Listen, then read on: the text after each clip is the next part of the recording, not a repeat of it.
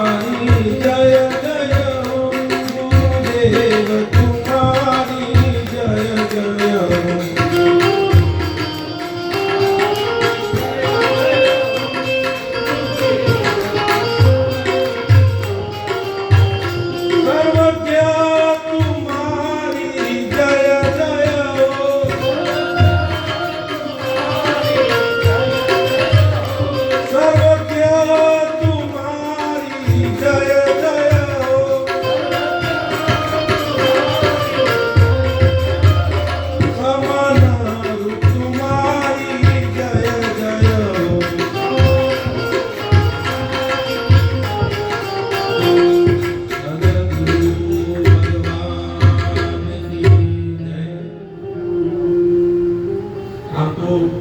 આટલી ધૂન આપણે સમજી જઈએ તો આપણો સત્સંગ પૂરો થાય. જેટલા જેટલા શબ્દો ગુરુ માટે ગીતામાં વપરાયા છે, વેદમાં વપરાયા, સંતોની વાણીમાં વપરાયા છે, એ 8-10 શબ્દો ખાલી ધ્યાન રાખો. 10 અવિનાશી, અમર, અકર્તા, નિર્વિકલ્પ, શુદ્ધ, અલગ, આ 10-15 શબ્દો સંતોએ ગુરુ તત્વ, પરમ તત્વ માટે વાપર્યા છે. એટલું ધ્યાન રાખો તો ખબર પડી જાય ખરેખર ભગવાન કોને કહેવાય, કઈ રીતે ભગવાનને ભજાય, અને આ મનુષ્ય શરીર મળ્યું છે એનો ઉદ્દેશ્ય શું. આ શરીર મળ્યું કે ખાવા પીવા મળ્યું છે. જો ખાવા પીવાનું તો પંખીને મળે છે, કૂતરાને મળે છે, ગાયને મળે, બળદને મળે, સિંહને મળે, વાઘને મળે, સાપને મળે. એ બધું ખાવા પીવાનું તે બધું મળતું હતું તો માણસ કેમ બનાયા? એ બરાબર જ હતા. જો ખાવા પીવા માટે જો પૃથ્વીની રચના થઈ હોય તો ખાવા પીવાનું તો બધે જ મળે, માણસ કેમ બનાયા? આપણા બાપુ પેલું કબૂતરનું દ્રષ્ટાંત આપતા હતા ને. કબૂતર શું કરે આખી જિંદગી? ખાય, પીવે, ઊંઘે અને બચ્ચા પેદા કરે, ઈંડા મૂકે અને બચ્ચાને માળો કરી આપે. પછી બચ્ચા મોટા થાય એટલે એમની રીતે પાછા એ માળો કરે અને પેલા જે ગરડા થઈ ગયા હોય ખાઈ પીને પછી મરી જાય. માણસ ખાવું, પીવું, મોટા થવું, લગ્ન કરવા, છોકરા પેદા કરવા, છોકરા આટલું ઘર કરી આલવાના, પછી આપણે ગરડા થઈ ગઈએ એટલે પછી આપણે કઈ પીને મરી જવાનું.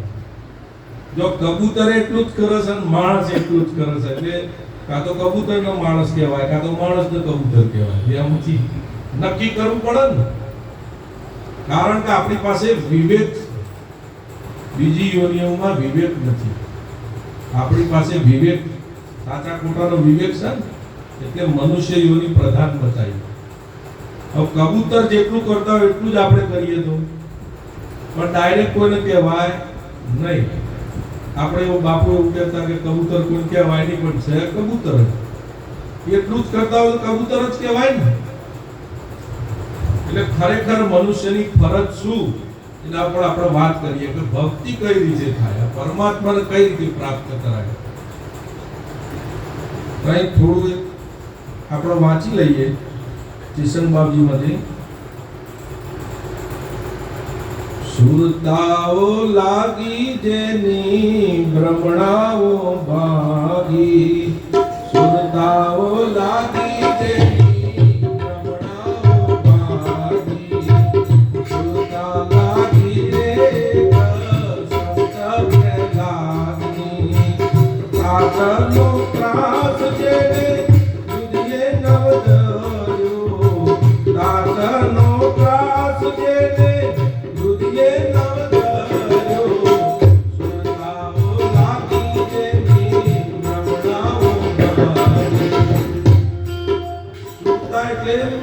બાપજી એવું કહે કે આ ગાવું નથી.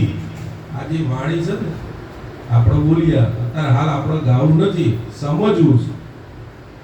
સુરતા શામાં લાગી તો કે આત્મામાં લાગી. પછી વીમા ખલાસ, પછી આ બધું હોય રહી ગયું, પરાયું. આ દેહ એમ ભરાયો તો શું રહ્યું? તો ત્રિકાળ પરમાત્મામાં તમે રમો, આત્મામાં રમો, એકાગ્ર વૃત્તિ કરો, તમે ઠરો જો તમે નહીં ઠરો તો કોઈ દાડો નિસ્તારો આવવાનો નથી. એટલે અહીં આખી વાત તો ઘણી છે, પણ આપણે અહીંથી શરૂઆત કરીએ કે આત્મામાં કઈ રીતે રમવું. હું તમને કહી દીધું કે તમે ભગવાનમાં રમો, આત્મામાં રમો, પણ આપણી પાસે વિદ્યા ના હોય તો કઈ રીતે રમાય? એને સમજીએ. આપણે આત્મામાં રમવા માટે આપણે રાતે વાત કરી સદગુરુ જોડેથી જે શબ્દ મળે ને, શબ્દ, એ શબ્દ ઉપર ધ્યાન રાખવું પડે. અખંડ છે, અવિનાશી. આ શરીર અખંડ છે તો ખંડિત છે. આ 5 ફૂટનું હોય, 6 ફૂટનું હોય, પછી ખંડિત થઈ ગયું, એટલે આ પરમાત્મા નહીં. પછી એક શબ્દ એવો આવ્યો કે અમર છે. આ શરીર અમર છે, મરી જવાનું, તો આ પરમાત્મા નહીં. પછી એક શબ્દ એવો આવ્યો અલખ, જે લખવામાં ના આવે, અલખ ગણ્યો.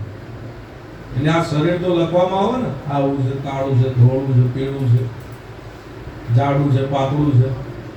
આ એ ભગવાન નહીં. તો આવા અનેક શબ્દો છે, અવિનાશી, અલખ, અકર્તા. પરમાત્મા કશું કરે છે? પરમાત્મા જમવાનું બનાવે, પરમાત્મા ભજન ગાય, પરમાત્મા સત્સંગ સાંભળે, પરમાત્મા કોઈ કામ કરે? એ અકર્તા છે ને. તો આ કરે છે કોણ? આ બધું શરીર, ઇન્દ્રિયો, મન, આ બધા ભેગા થઈને આ કર્મ કરે છે.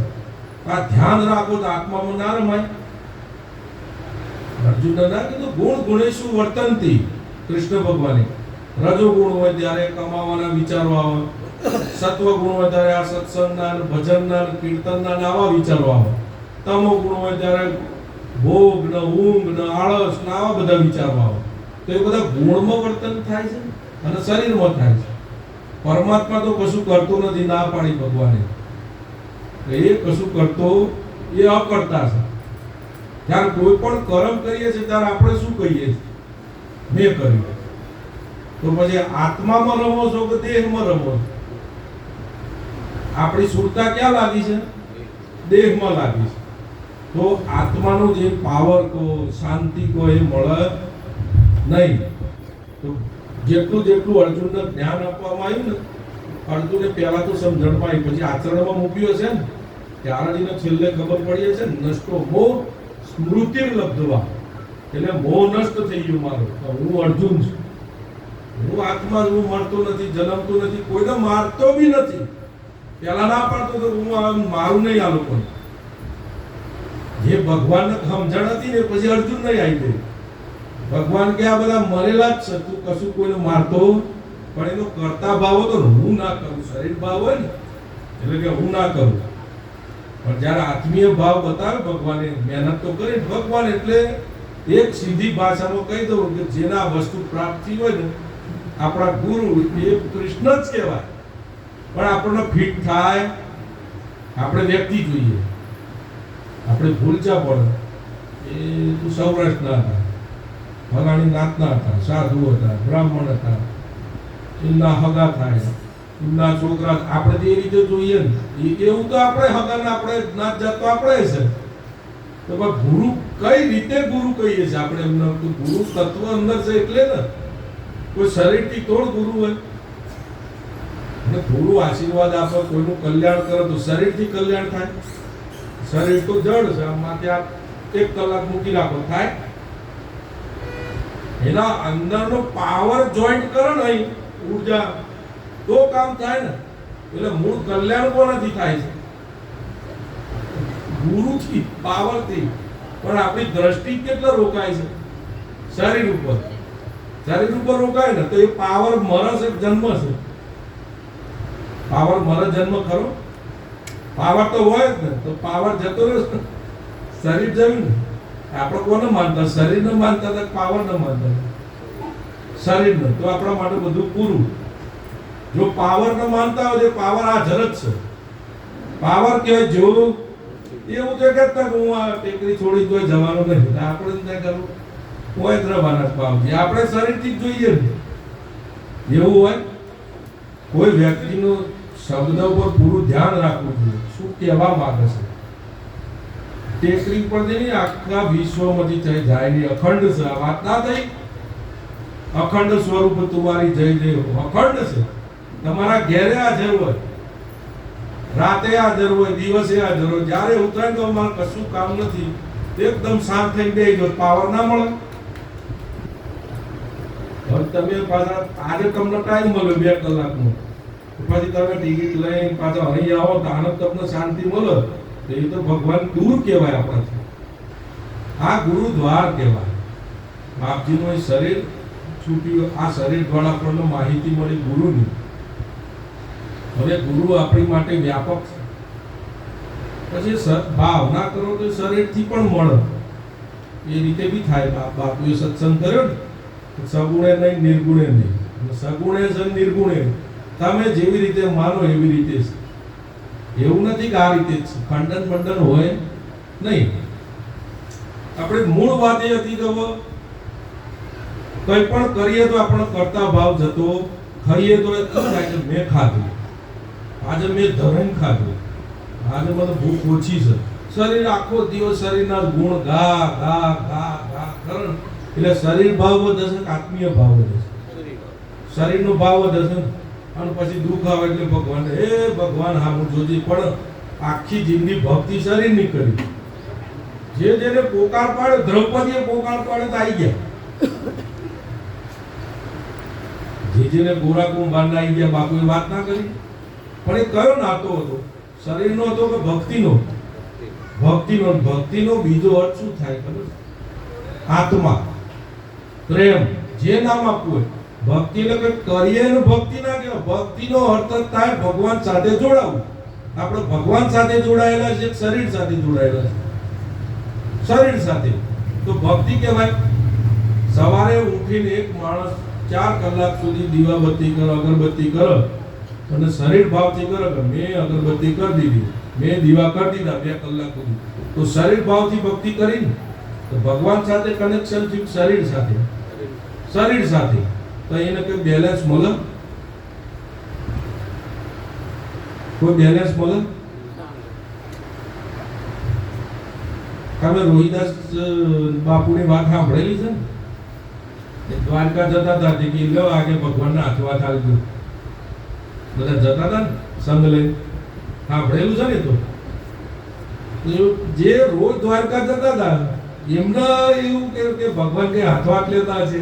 આપણી ભક્તિ જેવી છે. આ શરીર પૂરતી મૂર્તિ દેખાય છે, આપણને ભગવાન દેખાય તો મૂર્તિ કશું બોલતી નથી ને. એટલે આપણ કશું નહીં કે પગે લાગ્યા કે લ્યો હાથવા ચાલજો કે ભગવાનને. બોલે આનું મગજ ઠેકાણે, કારણ કે આપણી ભક્તિ શરીરની હતી, એટલે ભગવાન કે હાથવાટ લેતા છે. ભક્તિ સાચી ભક્તિ શરીરથી ઉપર મૂર્તિમાંથી એ પ્રગટ કરી દે. ભક્ત પેલા થાંભલામાંથી પ્રગટ કરે ને ભગવાનને, તો ભક્તની તાકાત છે ને, ભક્તિની તાકાત છે. ભગવાનને ગમે તેમ પ્રગટ કરવાની જરૂર નથી. બાપુ એવી વાત ના કરી કે વાંસળી લઈને ના આવો, ભગવાન માનવા પડે. અત્યારે હાલ તમને કોઈ મદદ કરો તો કોણે પ્રેરણા કરી? બાપુએ વાત ના કરી. પ્રેરણા કોણ કરે? મોરારી બાપુ 11 લાખનો ચેક આવ્યો ને, કથા કરી. કથા કર્યા પછી એ જમાનામાં 15,000 રૂપિયા આવવાના હતા.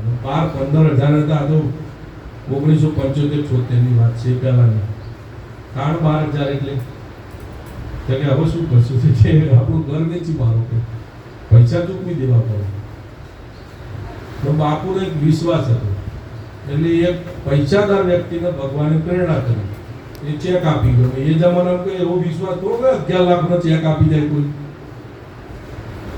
એટલે જીવ ભાવ છે ને, એવું થાય કે ખોલીને જોઈ લો મારા હાલવાના છે તે કેટલા છે, એટલે એટલું ટેન્શન મટાયું. પણ કે નહીં ખોલું, હનુમાનજી આગળ તલગાદડા જઈને જ ખોલી. તો ત્યાં જઈને ચેક ખોલ્યો તો 11,11,111 રૂપિયાનો હતો. પણ જરૂર કેટલી હતી? 12 થી 15,000 ની. આયા કેટલા?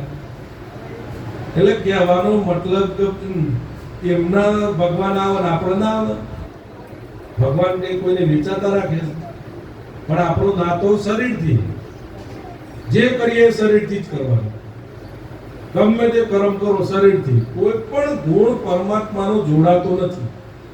અકર્તા, અવિનાશી, નિર્લેપ, એક બી ગુણ નહીં જોડાય તો નાતો બંધાશે નહીં. આવા કેટલાય જન્મ, આવા કેટલાય શરીર બદલી નાખશું તોય મેળ પડે નહીં. ભક્તિથી જ ભગવાન અથવા ભગવાન રીજ અથવા ભગવાનનો મેળ પડે અથવા સાક્ષાત્કાર થાય, મિલન થાય આત્માથી પરમાત્મા પર ભક્તિથી. અને ભક્તિ કઈ? શરીરથી ભક્તિ નહીં, આત્મીય ભક્તિ જોઈએ, શુદ્ધ ભક્તિ. હવે એ સંતો જે બતાવતા હોય આપણે કરવા માંડે. આ આત્મીય ભાવમાં રહું ને, હું એને પ્રેમ જ કહું છું. પ્રેમ જ કહેવાય ને. આ તો અખંડ જે વસ્તુ રહે એને પ્રેમ કહેવાય. અને વધે ઘટે એને પ્રેમ ના કહેવાય, મોહ કહેવાય. ઘડીકમાં હારા ભાવ થઈ જાય. પેલું ભજન નહીં, દોરંગાના ભેળા ઘડીકમાં રંગ, અરે ઘડીકમાં ઉતરી જાય. એ વાત જોડે બેઠક કરવાની ના પાડી. બે રંગ હોય ને, દોરંગાના ભેળા નવ બેસીએ. આમાં તો કેવું, એક અખંડ વૃત્તિ જોઈએ, અડોલ વૃત્તિ.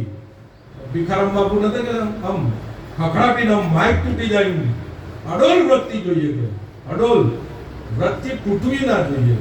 તો હું શરીર નથી, મન નથી, વૃત્તિ અખંડ રહેવી જોઈએ ને. વૃત્તિ અખંડ આપણે અત્યારે હાલ તો કોઈ તકલીફ નથી એટલે વૃત્તિ રાખવા કે જોર પડે, પણ જ્યારે વાવાઝોડા આવે ત્યારે, દુઃખ આવે ત્યારે, હળગર બધું ચારે બાજુથી આર્થિક કમી પડે,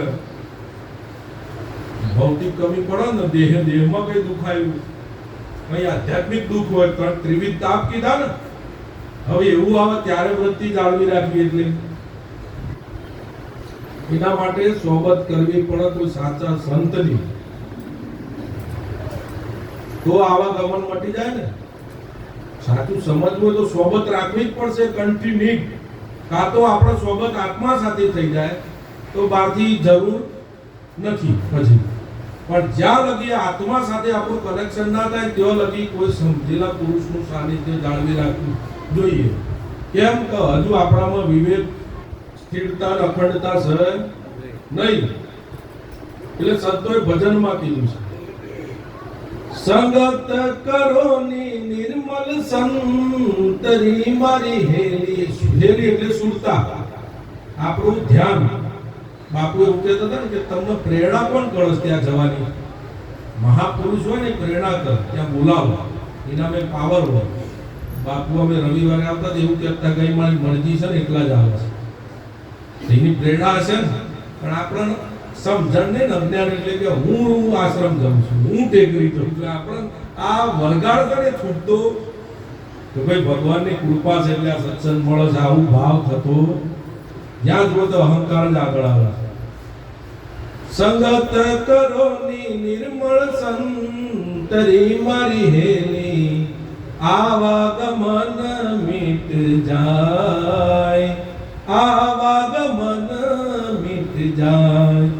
આવાગમન મટી જાય, આવા જવાનું બધું મટી જાય. આ શરીર આવન જાવન કરે છે ને, આત્મા આવતો જતો. એટલે એવા સંતની સોબત કરવી જોઈએ. તો સંતની સોબત કીધી પહેલી, પ્રથમ ભક્તિ સંતન કરશન. હવે સંતની સોબત તો આપણે થઈ ગઈ. હવે એનાથી આગળ જે સુગંધ, પરમાત્માની જે સુગંધ છે ને, જો એ આપણામાં ના આવે તો. પણ એ સુગંધ કઈ રીતે આવે? હંસ હોય ને, હંસ એ વિવેક વાળો હોય, એનો શરીર ભાવથી કોઈ લેવા દેવા હોય. એના ગુરુએ એવું કીધું, તું શરીર નથી, મન નથી, બુદ્ધિ નથી, તું આત્મા છે. હંસનો સ્વભાવ આપણા વેદના શાસ્ત્રોમાં હંસનો સ્વભાવ શું બતાવ્યો છે? દૂધ અને પાણી જુદું પાડે. એટલે શરીરના આત્મા જુદો પાડી જોવો ને, એનો હંસ કહેવાય. એટલે હંસ વૃત્તિ અથવા વિવેક આપણામાં ના જાગે તો પછી સાધના આગળ જાય નહીં. એટલે હંસ કયો બેસર પડે? તમે કોઈ પણ માણસની બેઠક જુઓ તો ખબર પડી જાય, હંસ છે, કાગડો છે, બગલો છે, ખબર ના પડી જાય. એની બેઠક ખબર ના પડી જાય. એટલે હંસ ક્યાં બેઠક?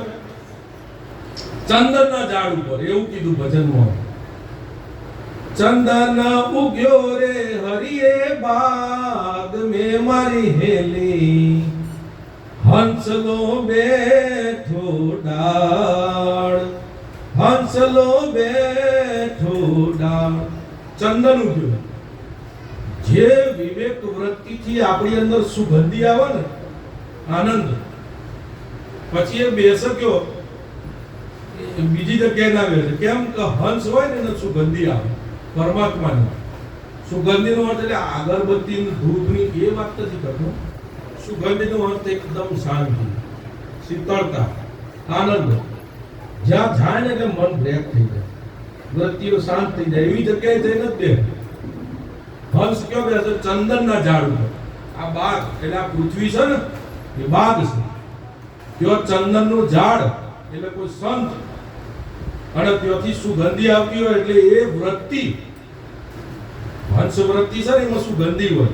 દેહ ભાવ જો તમે છૂટા રહીને છે ને એક દિવસ મજૂરી કરી જોજો, અખતરો કરજો. ભૌતિક જે માટીના તગારા રોજ મજૂરી કામ કરે છે ને જે વ્યક્તિ, 300 રૂપિયા રોજ લઈને 10 કલાક, એ જ કામ તમે છૂટા રહીને આમ હંસ વૃત્તિથી આ શરીર કામ કરે છે, છૂટા રહીને કરજો. જેને વર્ષોથી અભ્યાસ છે માટીના તગારા ઉપાડવાનો, એ થાકી જાય પણ તમને થાક નહીં લાગે.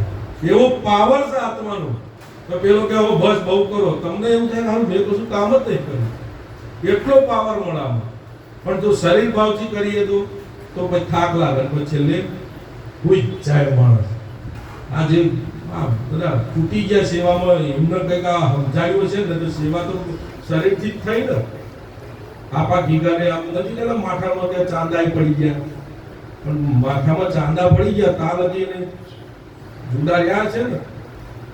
ત્યાં શરીર દ્વારા બધી સેવા થઈ ગઈ. હું કશું કરતો નથી તો વજન લાગે કે શક્તિનો વધારો થાય, ઘટાડો થાય? વધારો થાય તો જ સેવા થાય ને. આગળ પછી તમે કોઈ સંતના જગ્યામાં બેઠા હોય હંસ બની, એકલા હંસો તો હોય નહીં. હંસો હોય, મોરારી બાપુ સભામાં બધા હંસો જ આવે. બાપુ કે મારો વિરોધ કે અહીં જેટલા સાંભળે છે ને એ જ કરે છે, બીજા તો કોઈ, બીજા તો કે સંત છે. ઓહો, બાપા કે આવો આવો અમારે ઘેર. પણ જે સમજ્યા છે એ ખાતા કાઢે છે. કથા બેહતા હોય ને એટલે કે એ જ ખાતા કાઢે છે. એ જ બાદમાં એકલો હંસ તો હોય જ નહીં. પછી આગળ શું કહે છે ભજનમાં? વાસ ઉગ્યો રે ડર રે ડુંગરે મારી હેલી. હવે વાસે ઉગત્યો. જંગલમાં તો વાસ એટલું ચંદનનું ઝાડ થોડું થાય. હવે વાસ ઉગે એટલે શું થાય? વાસનું કામ શું? શું કામમાં લાગે? થરક રહી વનરાય. હવે વનરાય થરકસી જંગલે ફફડવા. કેમ? શું થશે? શું વાસથી થાય? શું ભડકો થાય? ભાતીજી પાછું વિવેક છે હો, બોલે કમ્પ્લીટ. પછી છેલ્લે શું થયું? લો લાગી દાવા ડુંગરે મારી હેલી. લો લાગી એટલે હવે ભડકો થયો.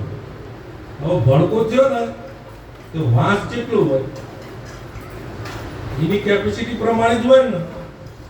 પણ જે લો લાગે ને એ બીજા એને લોન પકડી પાડી, વધારી લોન ઠંડી ના કરી, તારતા પટી જાય એવું ના કર્યું.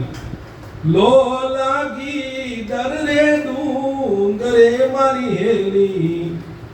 પછી બીજી લપટો એના જોડે જોડે જોઈન્ટ થઈ ગઈ એટલે પછી આખા જંગલમાં આગ લાગી. હવે આખા જંગલમાં આગ લાગી એટલે હવે કેપેસિટી બહાર જતી હતી વાત. માણસ એક જગ્યાએ આગ લાગી બોલીને આખા જંગલમાં લાગે તો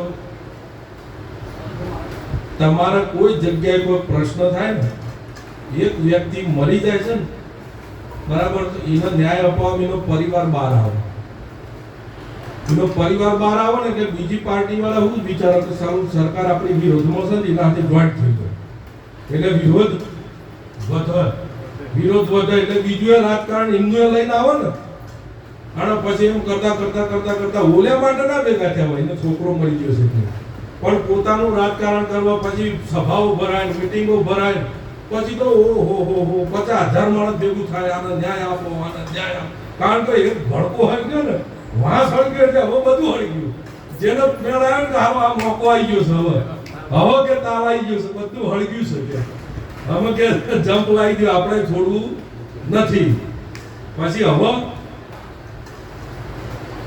और तो पंखेरु सब उड़ गया मारी हेली, हंसलो बैठो डाળ, હંસલો બેઠો. બીજા જે પંખી હતા ને એ બધા ઉડી ગયા. હવે હાલ કે આપણા માથે પણ છે કે આ સરકાર કે આપણા વિરોધમાં આવે, આ તો કે સત્તા પર બેઠેલા માણસ કે આપણા માથે પણ છે એટલે બધા એક એક છટકવા માંડે. એમ આ આધ્યાત્મિક છે વસ્તુ, આ વ્યવહારિક નથી. પણ એ વ્યવહાર રીતે આ એક કથા બનાવીને માણસ તો ફિટ થાય. હંસલો બેઠો ડાળ. હવે હંસલો કઈ ડાળ ઉપર બેઠો છે? ચંદનની અથવા વિવેકની. વિવેકની ડાળ હોય ને એટલે એ દેહભાવમાં નથી, એ વિવેકની ડાળ ઉપર બેઠો છે. એનો ચંદને પ્રશ્ન કર્યો, और तो पंखेरु सब उड़ गया मारी हेली, आप बैठे हंसराय. એમ કે બધા પંખી ઉડી ગયા પણ તમે કેમ બેહી ગયા? પછી હંસે ચંદન ન કીધું, અને ચંદને પોતાની મજબૂરી હંસ ન કીધી. એમ કે ભાઈ તમારો તો પાંખો છે, હંસ ને હળગ્યું છે, તમને કે વાર લાગે નહીં, 2 મિનિટમાં તમે તો ઉડી જાઓ. પણ કે હું મારી મજબૂરી, એટલે જે સમજુ માણસ હોય ને, થર એટલે પરમાત્મા ગુરુ કે જે કહેવું ગમે તેટલું થાય તો એ ક્યાંય જઈ શકે, કારણ કે તો બધે જળ બધે જ છે ને. મેં તો જડા બિન પાંખિયા મારી હેલી, જડા હે પતાળા રે માય. એમ તો હું વગર પાંખનો વ્યક્તિ છું. ચંદન એવું કીધું, મારી જળ ક્યાં છે? જમીનમાં ઊંડી. મારી જળ પાંખો વગરની છે એટલે ઉડાય એવું નથી, મારી મજબૂરી છે. પણ કે તારી તો કોઈ મજબૂરી નથી ને, તાર તો તક છે ઉડવાની, કે તું ઉડી જા. તો હંસે શું જવાબ આપ્યો? ફલ ખાયા પાન પીરો લિયા મારી હેલી, ખેલ્યા ડાળો ડાળ. ફળ ખાયા, ફૂલ ખાયા, રમ્યા છે 8 ડાળો ડાળ. એમ કઈ ઉડી જવાય? એમ કઈ શરીર આ તો કષ્ટી તો પડે, એમ કઈ છોડી ના દેવાય. ભક્તિ કામમાં કશું ભક્તિ કરવી નથી, ભક્તિ ના છોડાય, આંતરિક વાત છે. ફલ ખાયા પાન પીરો લિયા મારી હેલી, ખેલ્યા ડાળો ડાળ. ખેલ્યા ડાળો ડાળ એટલે વૃત્તિ ઘડીકમાં આનંદની હતી, ઘડીકમાં પ્રેમની હતી. ફલ ખાયા એટલે એમ આનો સ્વાદ લીધો, રસ લીધો પરમાત્માનો. હમ કઈ આવું બધું થાય એટલે પરમાત્માને થોડ છોડ દેવાય? વિવેક હોય તો છોડે પરમાત્માને? એટલે ગમે તે થાય પણ પરમાત્માને ના છોડે. ફલ ખાયા, એના મોજ કરી, આનંદ કરી, એક એક વૃત્તિઓ ડાળો ડાળ. એટલે સવારામ બાપાએ કીધું ને, ડાળ નિરંજન ત્રિગુણ શાખા. એટલે વૃત્તિઓ, આનંદની વૃત્તિ, પ્રેમની વૃત્તિ, કરુણાની વૃત્તિ. આમ કે એમ થોડ છોડી દેવાય? પછી જ્યારે ટકી રહ્યા એટલે વિવેક, ગમે તેવું થાય તો શરીર ભાવમાં ના આવે વ્યક્તિ, તો શું થાય છેલ્લે? ચંદન હંસ કો પ્રેમ દેખને મારી હેલી. ચંદન હંસનો જે પ્રેમ, ગુરુ શિષ્યનો જે પ્રેમ, પરમાત્માનો ભક્તનો પ્રેમ, આત્માનો વૃત્તિ સાથેનું કનેક્શન, ચંદન હંસનો પ્રેમ દેખ મારી હેલી. પરમાત્માને આંખમાંથી પાણી આવી ગયું. સારું આટલું બધું કરવા છતાં એમ તો આને ધારા ના છોડી, આંતરિક ધારા છોડી નહીં. હવે કોઈ વ્યક્તિ આપણે ડોલે ડોલે પાણી નાખીએ તો થોડું જંગલ શાંત પડી જાય? चंदन हंस को प्रेम देखने मारी हेली दूधा वर्षो में એટલો બધો વરસાદ થયો ને આખા જંગલનું એમ અંદર ગમે તેટલી અંદર વાસનાઓ હશે, કેટલાય જન્મના કર્મ ગમે તેટલું હશે, પણ આપણાથી થાય. આપણી ફરજ શું? વિવેક છોડવાનો નહીં, ધારા પ્રેમ. પછી ભડાકો બાપુ કહેતા ને કે પછી પરમાત્મા આવો ને એટલે કશું રહે નહીં. દૂધા વર્ષો મેઘ, ફૂલ વરસાદ પડ્યો. અને આ વરસાદ પડ્યા પછી એટલે વરસાદ કોણે પાડ્યો? ભગવાને. અને ભગવાન કોણે કહેવા? છેલ્લે વાક્ય આવી, કહે કબીર સા ધર્મી દાસ ને મારી હેલી. ધર્મદાસ ને કીધું. કબીર સાહેબ એનો પ્રેમ એવો હતો, ગમે તેટલું થયું તો એ ધર્મદાસે કબીર ના છોડે, ગમે તેવું થાય. મારે કે કબીર હાથે લેન દેન છે, જગત તો ગમે તે કરે. નિત નિત નવલા વેશ. નિત નિત એટલે હવે જેમ મીરાએ કીધું ને, દિન દિન બઢત સવાયો. આમાં તમારું પરિપક્વતા આવી છે. આમાં તમારા આનંદના કોઈ ચોર ના લઈ, ચોર ના લૂટે, મોર ના લૂટે. દિન દિન બઢત સવાયો, પાયો જી મેને રામ રતન ધન પાયો. એટલે આ જેટલા જેટલા ભક્તિ કરી જાય, જેટલા જેટલા વસ્તુ પ્રાપ્ત થઈ ગઈ, મફતમાં મળી જાય. આ વાતો કરે મળી જાય. આ અહીંથી આ બાપજીનું પુસ્તક હું વાંચું અને એમ કંઈક જ્ઞાન થઈ જાય. એનો જીવનમાં ઉતારો પણ વૃત્તિ રાખવી પડે કે આ શરીર પણ કઈ ભાઈ છે, હું આત્મા જુદો છું, આ વૃત્તિ તો રાખવી પડે ને. એનો પ્રેમ કહેવાય. આ મીરા થઈ ગયા, સુરદાસ થઈ ગયા, બધાને ભજન ના ગાયા? જો તુમ તોડો કૃષ્ણા मैं नहीं तोड़ू रे, तोरी प्रीत तोड़ी कृष्णा कौन संग जोड़ू. જો ખરેખર આવો કોઈ વ્યક્તિ બીજો હોય તો હું એના સાથે પ્રીત લડાવું, પણ આવું તો એક જ છે કૃષ્ણ. એના જેવો કોઈ બીજો, કારણ કે એ જ અખંડ છે, બીજો કોઈ અખંડ. મીરાએ કીધું ને, આવા વર્ણ વરીનું કરવાનું. આગળ જન્મ પાછું 25-50 વર્ષે બની જાય એટલે પાછું મારે બી થવાનું તો રહ્યું કે એવા વર્ણ વરું કે મારો ચૂડલો અમર થઈ જાય, અખંડ. એ કૃષ્ણની વાત છે. એટલે આપણી વાત શું હતી? हाँ, जो तुम तोड़ो कृष्णा मैं नहीं तोड़ू रे, तोड़ी प्रीत तोड़ी कृष्णा कौन संग जोड़ू.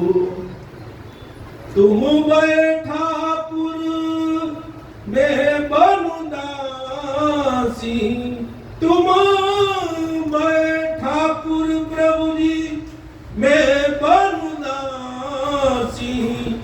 जो तुम तोड़ो कृष्णा मैं नहीं तोड़ू रे, तोरी प्रीत तोड़ी कृष्णा कौन संग जोड़ू. तुम भय सरोवर प्रभु जी मैं बनू मछिया, तुम भय सरोवर प्रभु जी मैं बनू मछिया. તમે સરોવર બનો તો હું માછલી બનું, પણ જો તુમ તોડો કૃષ્ણ તો મેં નહીં તોડું. અને પરમાત્મા બધે છે, ધરતી આકાશ પૃથ્વી પાતાળ બધે છે ને, તો પરમાત્મા બધે છે. તો એને બોલાવવા માટે તૈયારીઓ એક જગ્યાએ કરવાની હોય, બધે કરવાની હોય, બધે કરવાની હોય. ભગવાન એક જગ્યાએ આપણા ખૂણામાં બેઠેલો, મંદિરમાં બેઠેલો, એ તો આપણો પ્રેરક છે, આપણો માર્ગદર્શક છે. પણ જ્યારે સાચો માર્ગદર્શક પરમાત્મા એને બોલાવો હોય, તૈયારી કઈ રીતે થાય? જ્યારે રામ જન્મ થાય છે ત્યારે આ મોરારી બાપુની કથામાં વાગ તમે સાંભળો છો, શું કે શબ્દો શું કહે છે? શબ્દો શું કહે છે? પરમાત્માને બોલાય, આપણે એના શબ્દો તો જુઓ. હેરી સખી મંગલ ગાવોરી, ધરતી અંબર સજાવોરી, ઉતરે ગિયા જને પીયું કી સવારી, જોગ પુરાવો માટી મંગાવો આજ રે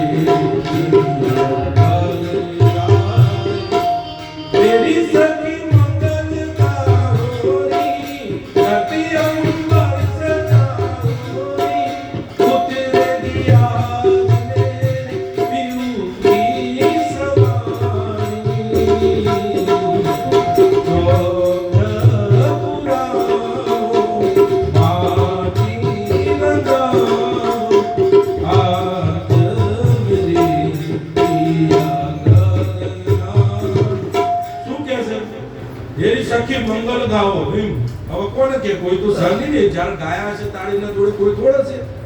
અંદરની સુરતા વૃત્તિ, આજે કૂદ કરતી ને વૃત્તિ, એની સખી મંગલ ગાઓ કે આજે તું ભજન કરતી હતી જેનું આજે આવવાના છે. તો શું સજાવવાનું કીધું? ધરતી અંબર. ધરતી અંબર કઈ રીતે સજાવાય? થોડી તાકાત છે. સીડી તો મારો, તમે એક જગ્યાએ મારો, મકાનમાં મારો, આશ્રમમાં મારી દો, કદાચ બહુ જોર મારજો, કદાચ એક ગામમાં મારી દો 5 કિલોમીટર, પણ આખી ધરતી કઈ રીતે સજાવવાની? આકાશ છે કોઈની તાકાત? એવું આ દુનિયામાં કોઈ કરોડપતિ છે? ધરતીના આકાશ સજાવી દેવો છે દુનિયામાં કોઈ ચમરબંધી? કોઈની તાકાત છે એને સજાવવા? એને સજાયા છે ને એમની તો થોડું, એને આદેશ કર્યો તો કોઈ ખોટો તો ના જ કર્યો હોય ને. એની સખી મંગલ ગાઓ, ધરતી અંબર સજાવો. ધરતી અંબર બધું સજાવવાનું કીધું. કઈ રીતે સજાવાય? વરસાદ, કોઈ સત્પુરુષ થાય ને, એક માણસના અંદર પરમાત્માનું પ્રગટીકરણ થાય ને, આખા બ્રહ્માંડમાં ખુશી વ્યાપી જાય. એ રીતે સજાવટ. આખું બ્રહ્માંડ થનગણાટ કરે. જેમ રામ જન્મ જેવું બુદ્ધના અંદર પરમાત્મા પ્રગટ થયા ને, આપણા બાપુ એમ કહેતા હોય નહીં, ઓશો એવું કહેતા હતા, હોય નહીં, આખું બ્રહ્માંડ નાચ કરતું હોય કે એક વ્યક્તિ એવો છે ને, આખી પ્રકૃતિને કે નડતરરૂપ નહીં થાય. કોઈ જગ્યાએ અહંકાર, મારું તારું, ધૃણા, નફરત, આ પ્રકૃતિમાં આપણે બીજ બોઈએ છે ને, મારા ત્યારાના અહંકારના, આ એક જ વ્યક્તિ એવો છે પ્રકૃતિને શુદ્ધ રાખશે, બગાડશે નહીં. એટલે પ્રકૃતિ એ નાચે છે. એની સખી મંગલ ગાઓ, ધરતી અંબર સજાવો. જેના હૃદયમાં પરમાત્મા પ્રગટ થઈ ગયા હોય તો પછી કઈ વસ્તુને બગાડે? અમારા બાપજી ઝાડ તોડવા નતા દેતા, બોલો.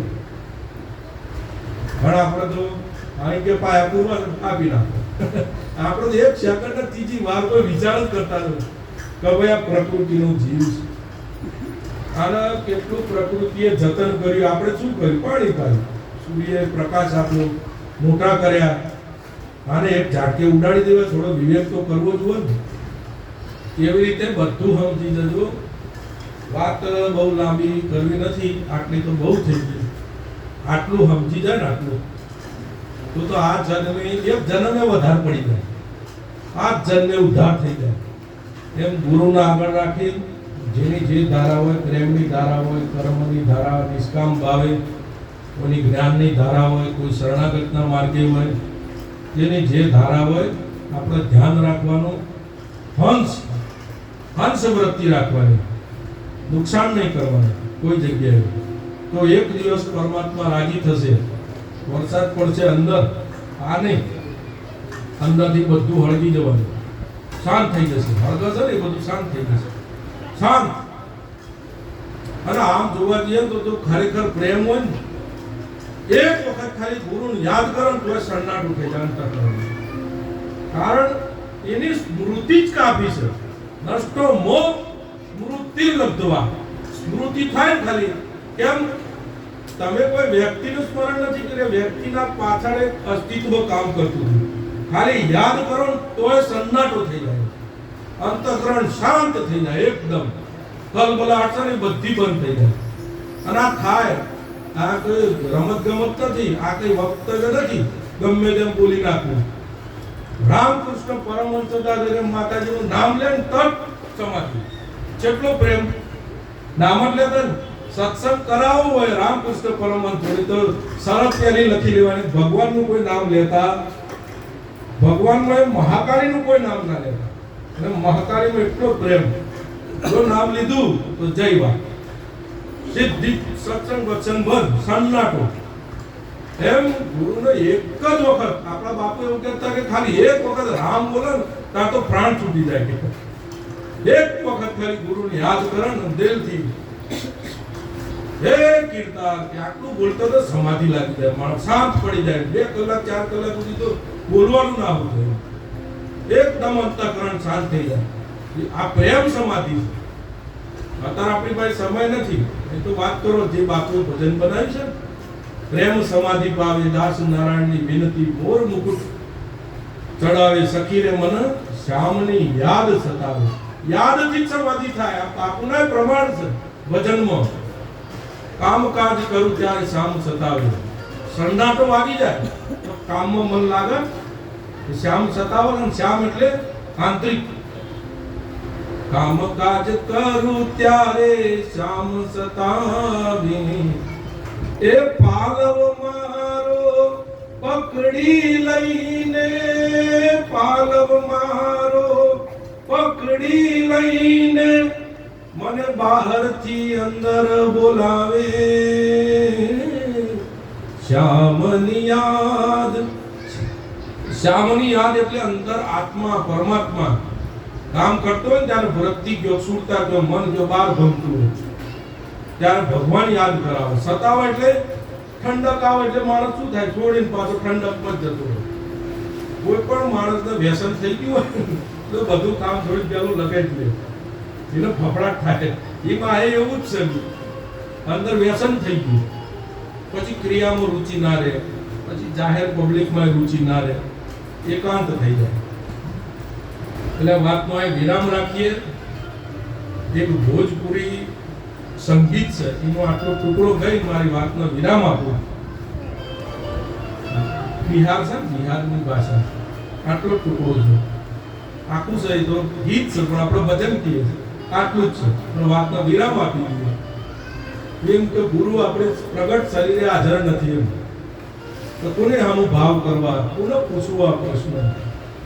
તમે કોઈ મહાપુરુષનો પ્રશ્ન પૂછો કે ભગવાન મેળવવા શું કરવું પડે, તોય તમે શિંગાર કર્યો કહેવાય. માથે શિંગાર, સબરીએ કોઈ શિંગાર આવવાના હતા કર્યા બહારના. તમે કોઈ ભગવાનની વાત કરો એટલે ગુરુ રાજી ના થાય. આટલા બધા જીવોમાં એક માણસ ભગવાનનું પૂજિત બાકી ભગવાન ક્યારે મળશે, તો ખુશ ના થાય. પણ આમાં અત્યારે પૂછવું કોને, અત્યારે હવે કયો શિંગાર કરવો, ક્યાં જઈને શિંગાર કરવો. એટલે ભોજપુરી આટલો ટુકડો છે, મને ગમે છે એટલે હું રજૂ કરું. પછી વાત વિરામ આપીએ, પછી આપણે એક રજૂઆત છે, પછી હું રજૂઆત કરી દઉં. લાલભાઈ રજૂઆત કરી દઈશ. આપણે ગુરુ પૂનમનો તમામે તમામ ખર્ચ જે વ્યક્તિએ આપ્યો છે એને અંદર કઈ તત્વનો સત્વ પડ્યો છે તો જ ભાવના થઈ છે. બાપુનું તો શરીર છે ને એટલે કંઈક તો થયું છે. હું